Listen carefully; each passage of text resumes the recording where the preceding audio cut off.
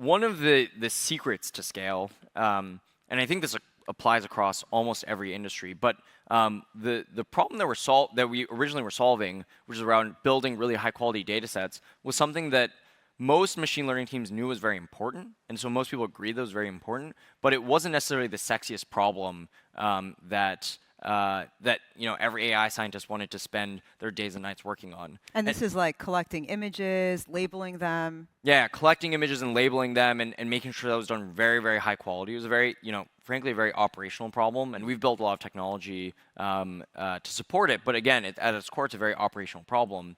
And there's one article that was pretty seminal for me early on, which was it was an article by Paul Graham, or an essay by Paul Graham, I should say, called Schlep Blindness. And I encourage everyone to read it if you get a chance. But basically, the idea was that most people avoid thinking about the really sort of just like hairy, ugly, difficult, annoying problems that exist in the world, but they're really, really important. And he actually uses Stripe as one of the examples in his essay. But there's these problems are everywhere. The sort of like ugly, hairy problems that everyone knows are important, but aren't sexy to work on. And if you can identify what those problems are, then those generally make really exciting startup ideas. So that was kind of that was a lot of the original pitch was like, this is important, but you probably aren't the most excited to work on it. And then we were just,